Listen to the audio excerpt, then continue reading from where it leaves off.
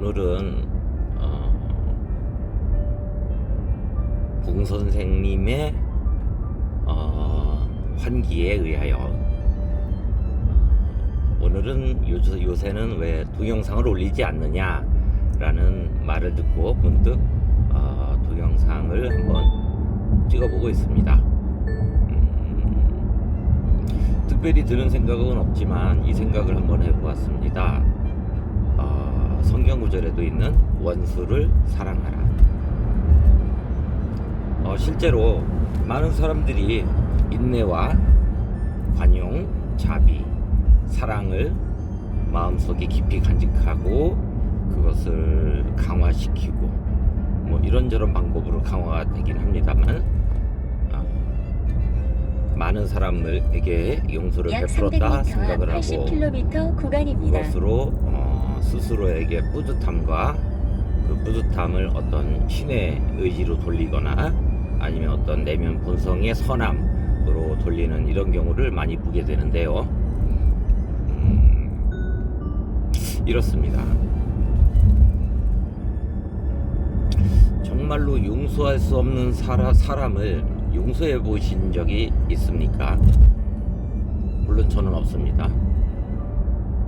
아주 사소한 거라도 저에게 불편한 감정을 갖게 하거나 나쁜 마음을 들게 한 사람이 있다면 거기에 대해서 응분의 화난 감정, 분노의 감정, 증오의 감정을 가지고 생각을 이어가거나 어쩐 때는 실제로 행동에 옮기거나, 물론 행동에 옮긴다라고 하는 것이 어떤 직접적인 폭행, 폭력 혹은 뭐 언어적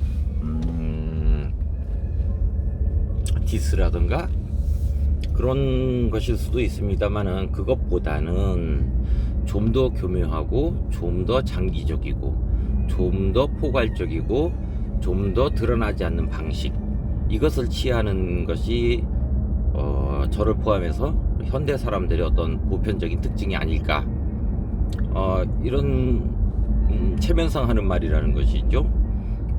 실제 그것이 내 감정이 아니더라도 혹은 내 감정의 전부가 아니고 감정의 일부일지라도 그것을 긍정적인 표현을 했을 때 사회적으로 얻어지는 어떤 심정적인 이득, 인간은 이 심정적인 이득이 없으면 절대 움직이지 않습니다.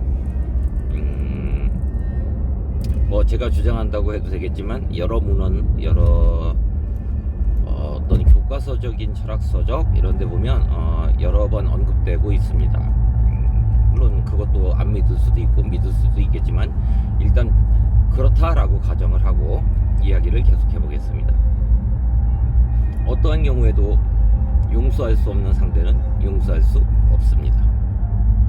그러나 실제로 어떤 용서의 기술이라든가 용서의 책을 보면 그 자신을 그 당사자를, 상대방을 용서하지 못하는 나의 이 상태를 용서한다 라는 표현이 있는데 그 말에 잘 현혹이 될 수 있다면 얼마든지 괜찮겠습니다만은 거기에 또 다른 이유, 더 큰 반대되는 심정을 갖게 된다면 그것에 대해서 좀 더 깊게 생각해 볼 수 있겠습니다. 어떤 사람은 저 사람을 용서하지 않는 것이 나에게 더 많은 해가 되니까 용서를 하는 것이 내가 사는 방법이고 나에게 이득이 되는 방법이다 라고 배우긴 했으나 실제로 어떻습니까? 용서하지 않으면 제 마음에 마치 어떤 화가 응어리처럼 쌓이는 듯한 그런 착각을 일으키게 되고 그로 인해 신체적으로, 정서적으로 많이 부정적이고 파괴적인 그런 행동과 생각을 많이 하게 되죠. 왜 그럴까요? 왜 그럴까요? 왜 그럴까요? 인간은 태생적으로 누구를 용서할 수 없습니다 라고 보는 것이 맞겠죠. 사람은 태생적으로 특히나 나에게 해를 끼쳤다고 생각되는 사람을 용서할 수 없습니다. 경제적이든 육체적이든 정서적이든 약 300m 피해를 봤다고 생각한다면 고정형 용서의 이동식 단속 감정이 지점입니다. 쉽게 생기진 않죠. 물론 무시하거나 가볍게 취급하는 경우도 있지만 사실은 그 경우에도 마음을 깊이 들여다보면 용서할 수 없음이 비현실적일 때, 현실적으로 용납되지 않는다라고 가정이 되었을 때 그것을 회피하기 위한 여러 가지 마음의 작용 중에 하나라고 볼 수 있겠죠. 실제로 많은 용서를 했다고 하는 사람들의 마음을 깊이 들여다보면 사실은 용서되었다기보다는 새로운 포장지를 덮어서 옆에 살짝 놓았다라고 표현하는 것이 가장 정확할 것 같습니다.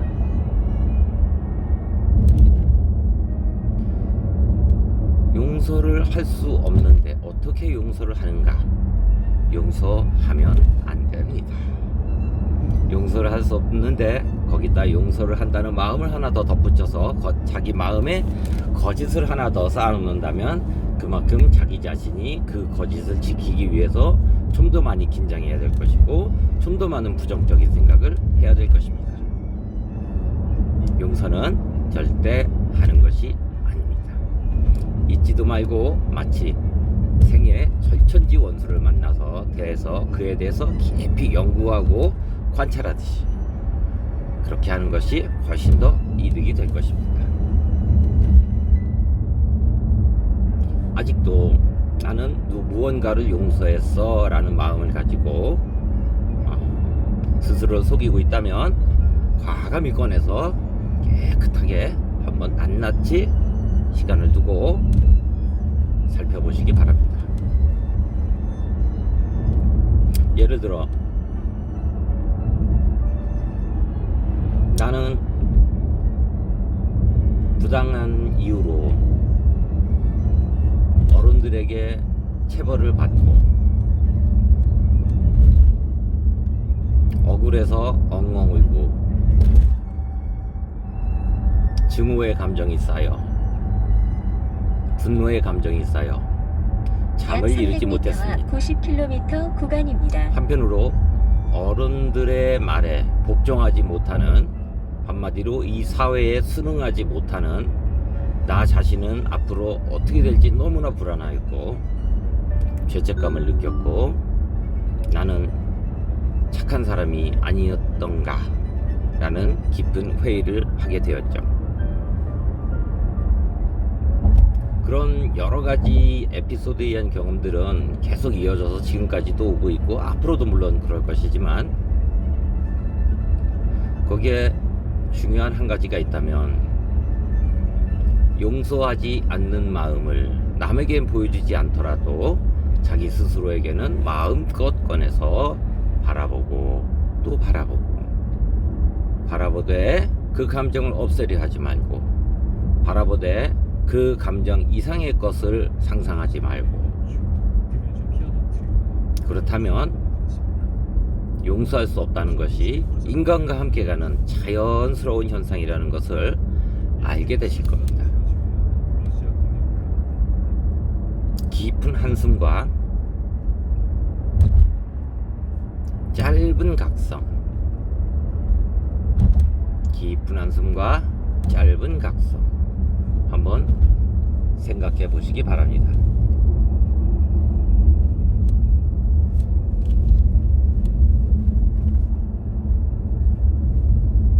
사회적인 대화에 대해서 잠깐 생각이 났습니다. 식사하셨습니까? 건강하시죠? 별일 없으신가요? 이런 말을 들을 때 같은 편이야. 긴장할 필요 없어. 우리는 좋은 관계야. 뭐 이런 식의 감정을 느낄 수도 있지만 한번 깊이 생각을 해본다면 그 말의 뜻은 무엇일까? 언어적 사고의 이면에 숨겨진 어떤 상징적인 의미가 있을 것인데 그 뒤에 입구 담겨져 있는 영업소를 것은 통과하였습니다. 무엇일까? 안전운전하십시오. 것일까라는 생각 자체에 의미가 있다고 생각이 듭니다.